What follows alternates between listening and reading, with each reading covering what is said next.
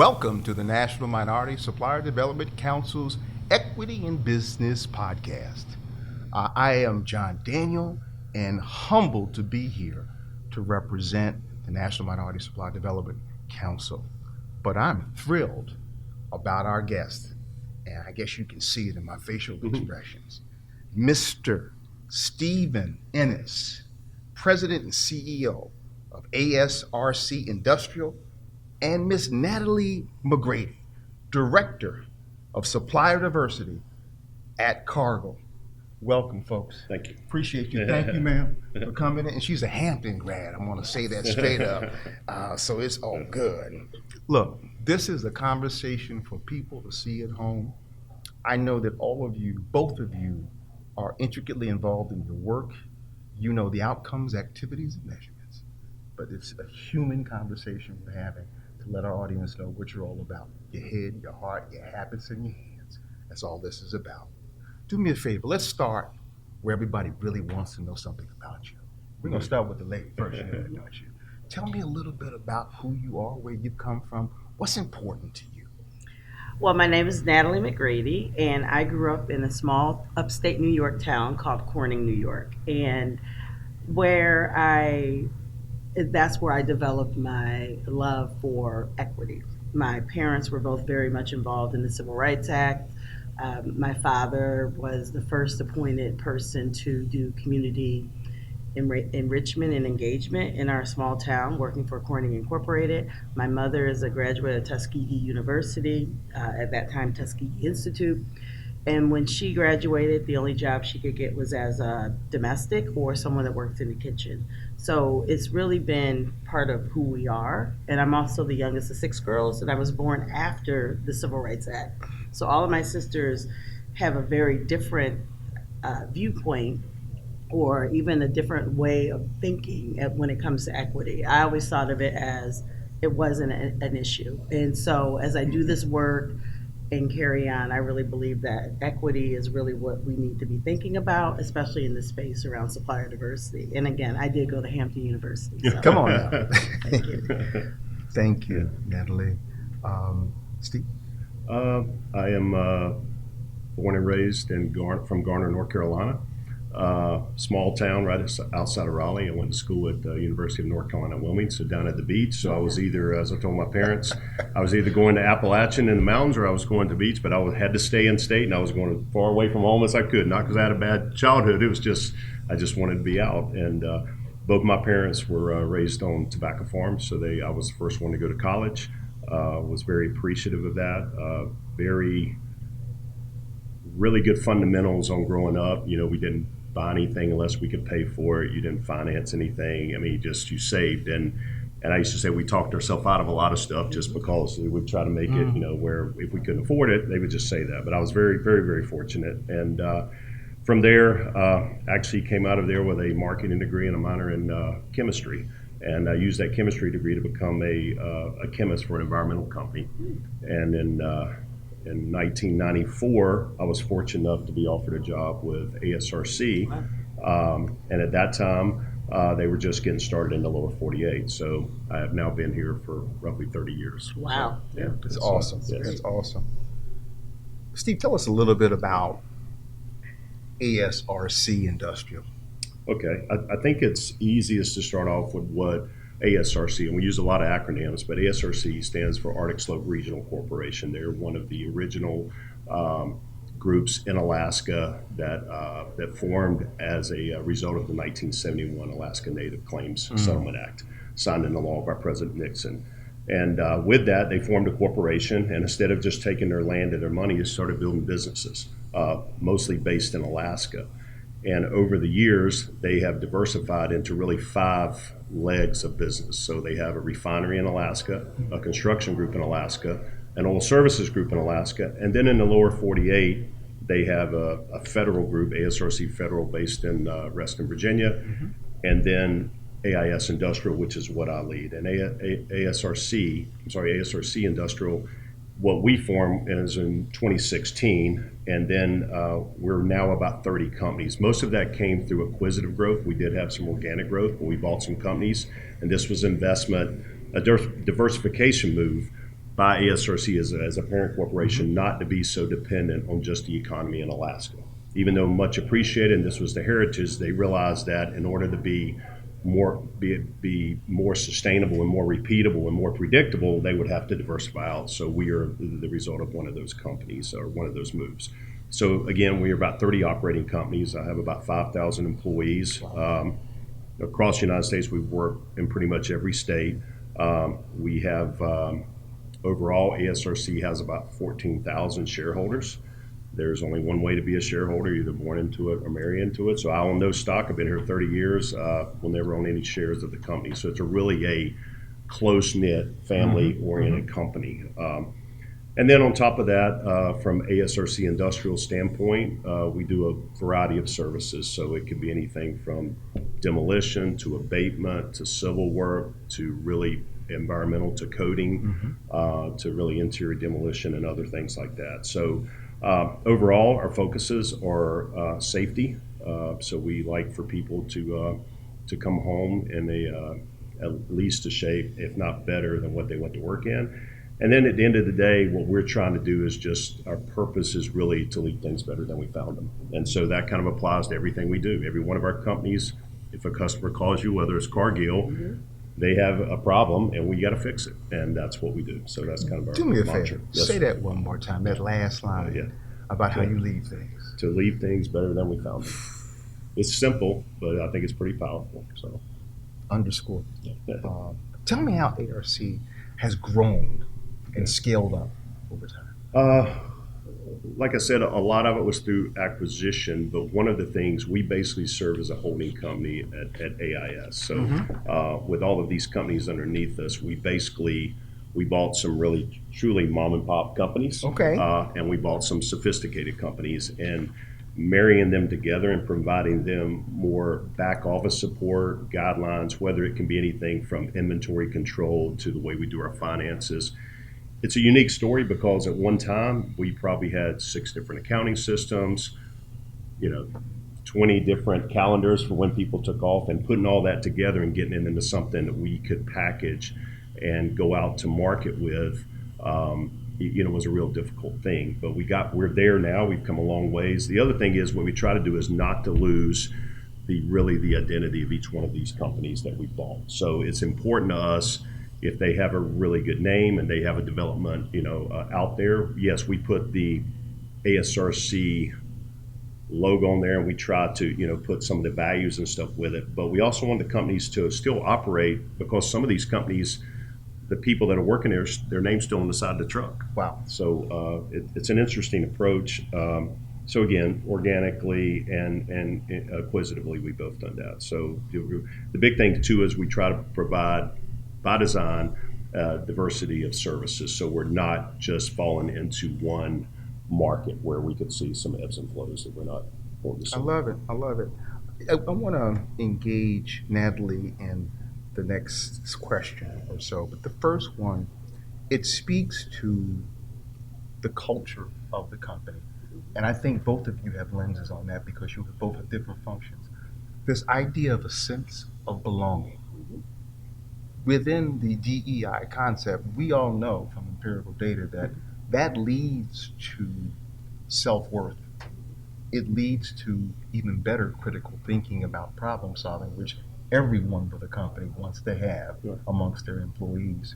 And so there are best practices that you have. Do they include sense of belonging, that kind of thing? Yeah, I would say so. Petrochem was the company that we started with ASRC, and that was probably about 2016. I think one of the first contracts was with Cargill, and it's with our facility in Hammond, Indiana. And the person who developed this program with Petrochem has a heart for diversity, equity, and inclusion. She didn't even realize that ASRC was Native owned until we had a review. Wow. Right? And so, but what came through with Petrochem was their sense of safety, that they actually care about their employees. They're doing work on our facility. Wow. They have to have the right insurance levels.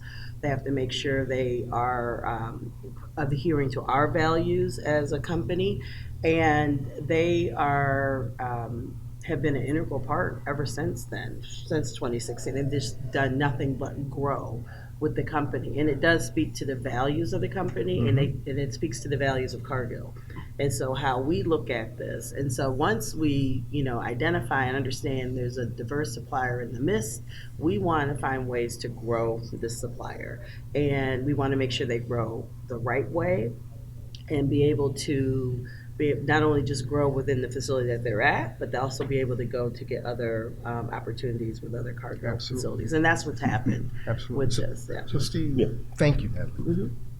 What would you want to pass on to MBEs who want to grow their organization? I believe probably the first thing would be is I purposely diversify, but I say smart diversification, right? And the other thing is... No, you can't stop there. No, you gotta tell me what that is. Well, I mean, there's diversifying, but just because I want to do, shiny objects, right? I want to do this, I want to do that. Yes, sir. But there's diversification that you see that you offer additional services once you are in, okay? And my biggest thing is once you're in, don't leave. Like if you get into Cargill, you get in, they got to come get you out of there, right? I mean, that's the big, you get in, but a lot of times it is doing additional things that maybe you didn't think you were capable of at the time, but you have the skill set with your people, and it's just expanding, it's having the confidence to do that. And if you already have a trusted partner, then they've already brought you in. Now it's the time to expand your work. So the first thing would be to make sure that you're, I won't say you never say no, but you are listening. I always say, I'm listening. Will you do this? I'm listening. And then you try to figure out, what that is. And then when you get in, I would just say you then try to develop that customer and that opportunity into something bigger. That's probably the first thing. And then obviously having the right people is key. And I have found this. It's we can go to recruit all day, but the best recruiting is word of mouth. And it's amazing. We've seen it at Cargill. We have crews that I can post jobs, but they can make a couple calls and people are over there, because what we have found is if people have the sense of belonging, they are empowered to make decisions, they have had the opportunity to be trained, then they will do all your recruiting for you. It's amazing. It really is. And it takes a while to understand that. It's just putting out their job application and saying, we've got all this, but a couple people say, we want you to come over here because we're here and we like it. That'll get it every time. So I love it. And I would add that at Cargill, the work that they're doing, they work with other contractors. And so that's also a big part of belonging and being able to work with others, because we have a lot of contractors on our sites. And so if they can't get along and they can't partner, then that becomes a problem. And so we have not seen that with Petrochem. It's been amazing to see their longevity and the fact that they get along with everyone. And we just had a quarterly business review, and it was like a love fest. I mean, truly, because I do believe that they respect us and we respect them. I love it. I mean, that lens is so very important, and I can see the synergy between the two of you, which is going to enhance the ability to produce for the company. I love it. What markets are your clients in? What do they focus on? Well, we try to do food and beverage, chemical, some high tech, some petroleum related, and then government. So we're kind of split. I mentioned earlier that ASRC Federal only does federal work. We do a lot of federal work with the Department of Energy. So really the two things that we look to provide to the federal government would be environmental work and construction. Those are the two things that we try to do with those customers. And it can vary from Department of Energy is obviously one of our biggest customers. It is so different for people to understand that the size of these jobs, I mean, because we were talking about a little bit earlier, but they're just massive. And then we have some companies that, work for people, and we have one company that does probably 3,000 jobs a year, and they're just call outs. And so it's a really different mix. And what customers want at that time, that's a fast turnaround. There's not a lot of time for, here's your proposal, let's evaluate and all that, like it is on the federal side. So we try to be able to service all those type of customers. What services are you focusing on currently? We are really right now seeing just a big influx, obviously, of money. All these chip plants are going in, battery plants, stadiums. Almost everybody's getting a new stadium now. We're just seeing a tremendous growth in those areas. Also, on the federal side is the enhancement of all the infrastructure. So we're seeing a lot of dams, roadways, all types of stuff like that. It's interesting to me, coming from a background of 20 years of just federal work, that this is actual federal money, but it's going into really it's a partnership now, and it's really on the commercial side. Intel, Samsung, place TSMC, but they're being funded federally, so it's kind of a mix, and it's different because the rules are different, but the money is actually based, from the federal government. So it's we're navigating through that, but I got to be honest, right now there's really been no shortage of opportunities in that type of work, and the problem that everybody will say is it's just the workforce to do the work. That's the issue. So right now, I don't believe it'll last forever, but that's what we're seeing right now. So I love it.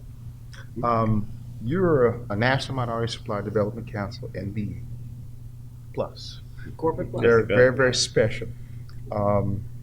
Why is this relationship important to you and to you?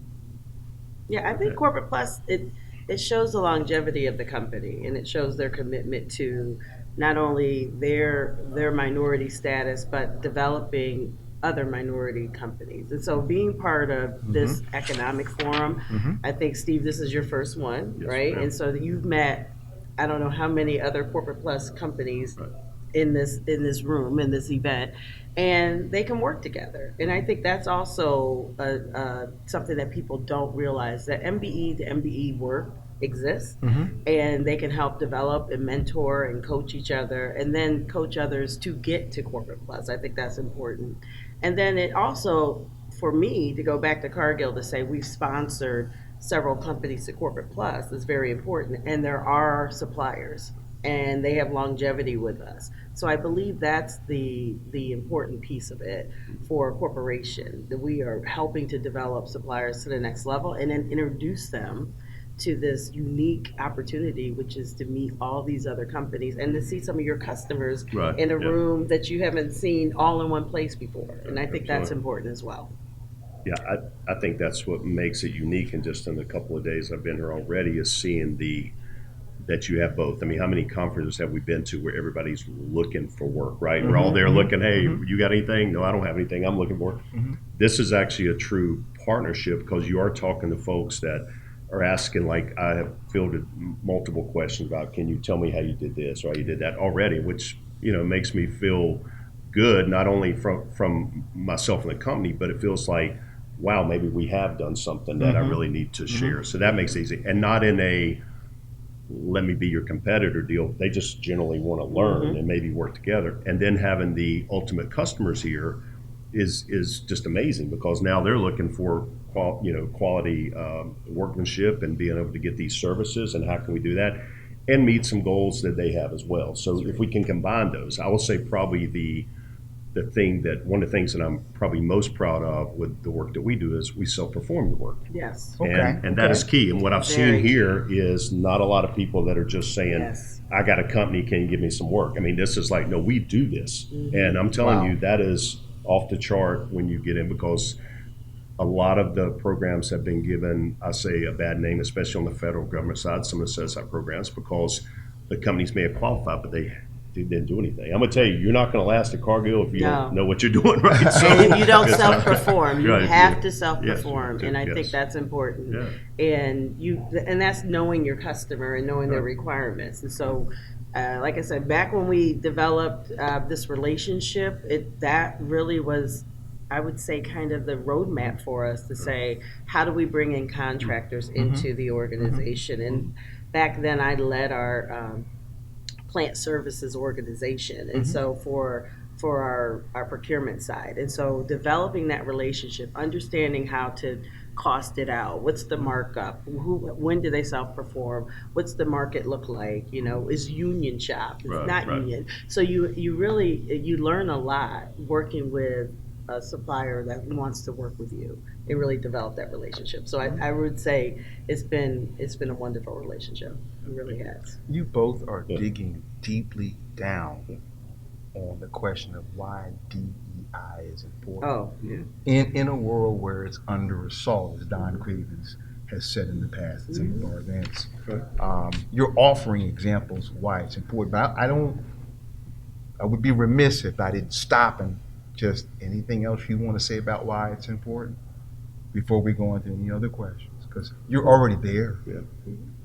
I think for us, we've taken, there's a couple things. One, I would say is as a Alaska Native company, the first thing you go, well, you're Alaska Native. But I'll add that over 40% of our workforce is Hispanic. There you go. So I mean, so that even is just, I mean, that's where our workers have come from. Those are the folks that are out there actually doing the work. So I think for us, what we've tried to concentrate on, and it falls into the mindset here, and that is, yes, we may go out and get folks, but we are primarily a blue collar company.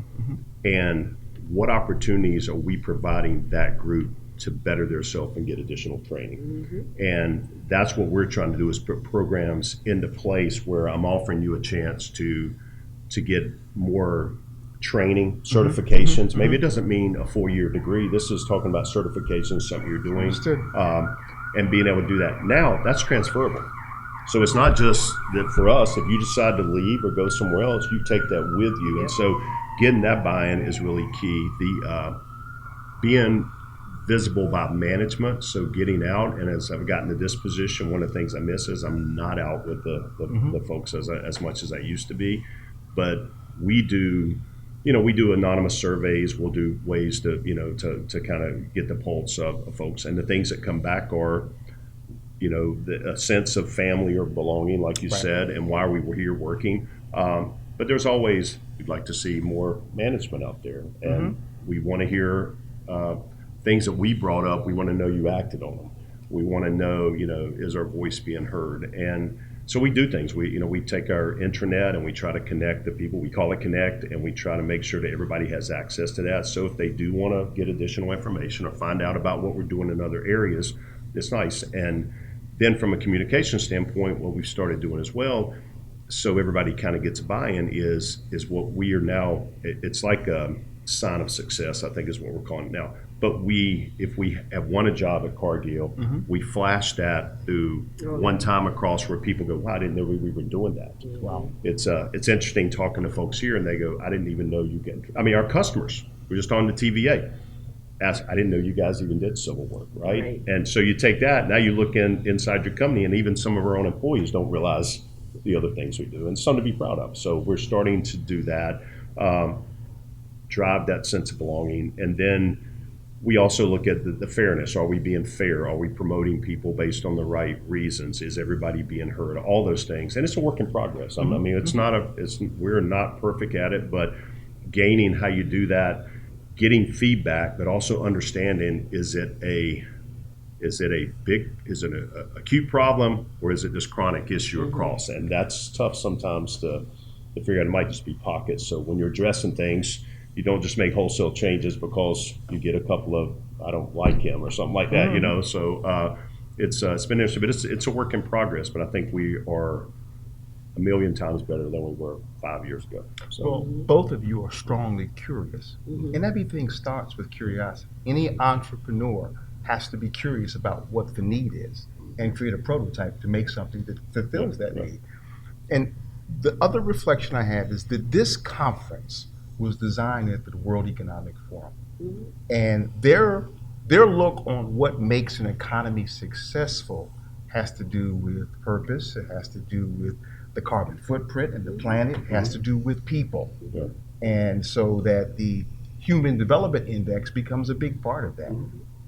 Both of you are far ahead of that game relative to America.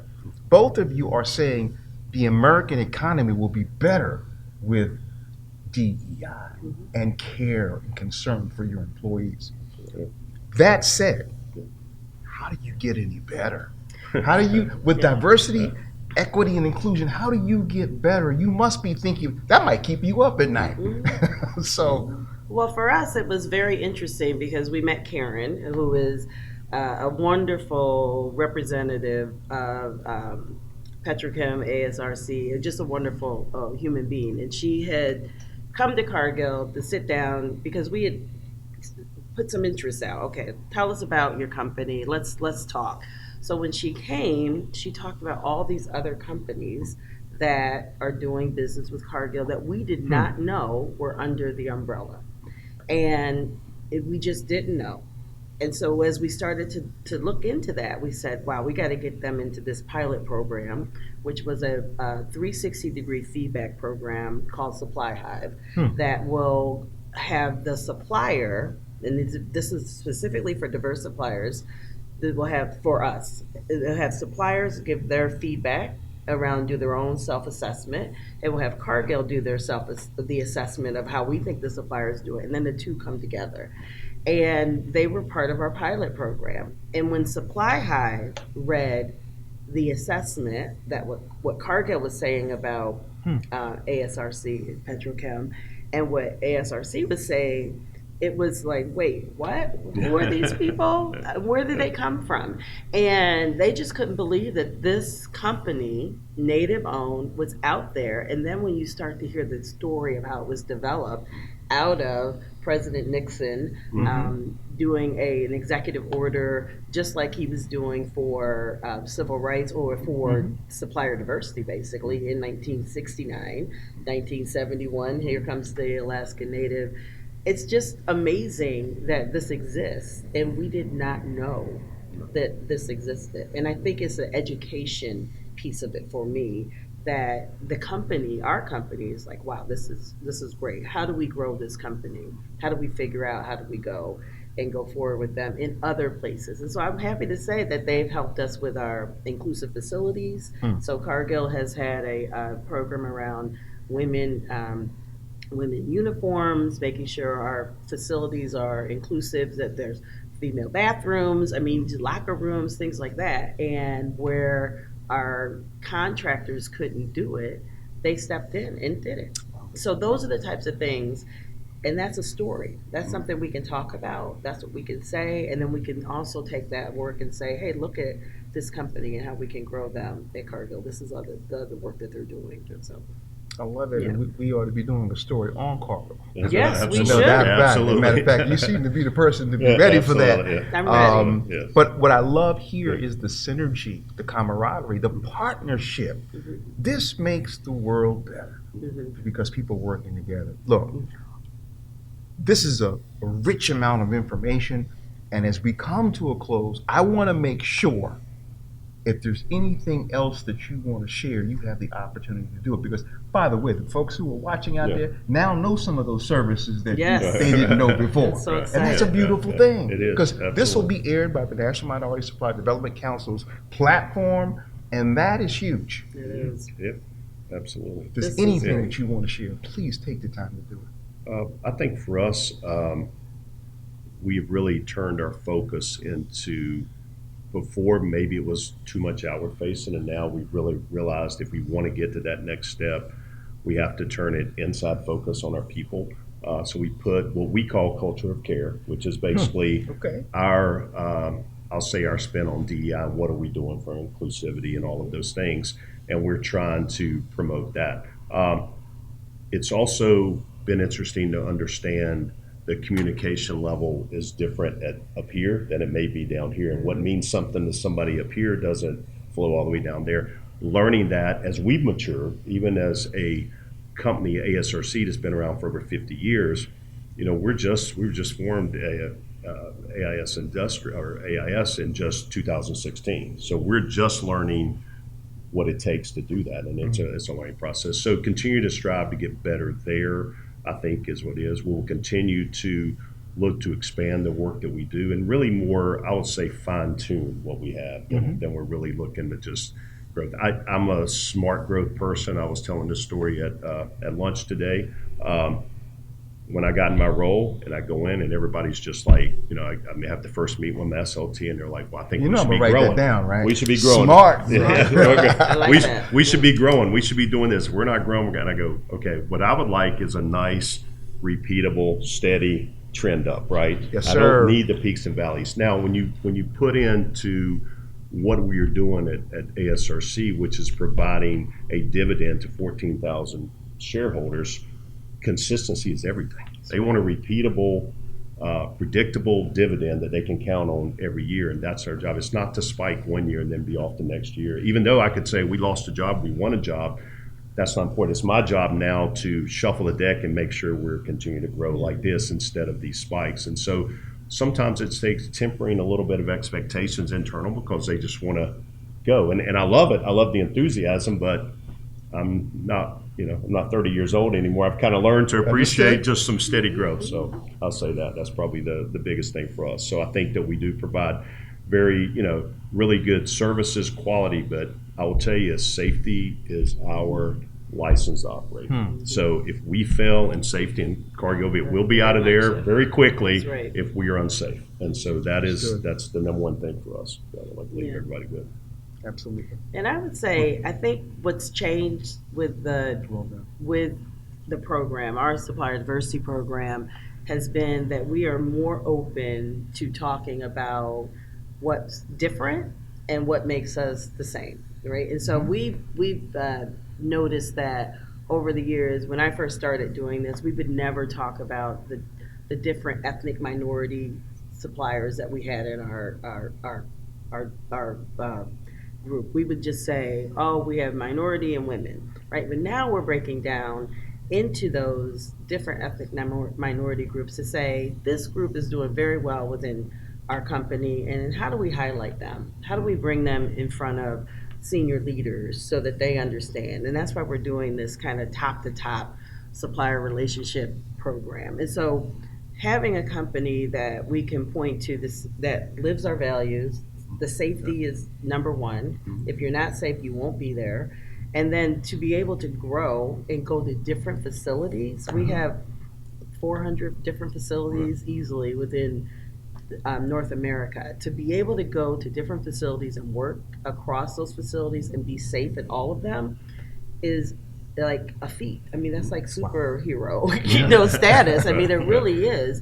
And that hasn't always been the case with suppliers. And so we're just so happy that we've been able to forge this relationship and continue to grow it. And we really appreciate learning about ASRC and then what they are doing for their shareholders. And it's just been wonderful. And the care from the environment as well. That's a big process or a big thing for Cargill as well as your environmental work and what you're doing as well. So we think that's great. Great. Yeah, we let's just say without Cargill, I mean, they had to give us a chance, right? And now it's up to us to work that relationship and continue to get better. So without that chance, you never get there, right? And so, and I'm sure Natalie would tell you, we started doing one thing and we've expanded to do multiple things, which is my point about, if you're there and you're trusted, they're going to come to you and ask you, hey, do you guys do this? Well, I think it was just scaffolding at first. Yeah, exactly. I think it was the first thing, then it was just scaffolding, putting it up, taking it down. And then the next thing I know, you're in there. Right. Yes. So one thing I will say quickly, based on what you were saying about it, so at ASRC Industrial, we have a Safety Hall of Fame. And so each year we honor a company, so many man hours without an accident, recordable accident, all these different things. Well, the Cargill guys, that group, Rudy and his group, have been twice. So they come out to the corporate office and we do some things for them and they get to celebrate. So 2 years, I think, in a row, they've been honored by us and they're on our wall there as a Safety Hall of Fame. So it says a lot about it both ways, the customer and our folks out there. It's absolutely marvelous. Just a couple reflections, real simple, straightforward. You both amplify the importance of MBEs to the American economy, because without them, we're not going to move forward like we can. But at a lesser but more important level, a human level, you both are humble with all your accomplishments. You're honest, and you're hungry for the truth. This makes a difference when you want to create change. Because people know where you stand. There's no political agenda. There's no clandestine issue. And I just got to tell you, I'm energized by it. And I know the proof of the pudding is in those shareholders. Because those young ladies, when I spoke to them today, had me in tears. Grown man in tears. Yeah. So it is what it is, but thank you both for That's taking some beautiful. time. Yeah. I mean, the lenses here give us a complete picture, 360, of what's happening. It's a beautiful thing. I appreciate you. Great. Thank you so much. Thank you so much for having us. I appreciate So it. nice. bless you Thank both. you. And go Thank you, Hampton, Natalie. go Thank Hampton, you. go Hampton. Yeah, go Hampton. That's right. Go Hampton.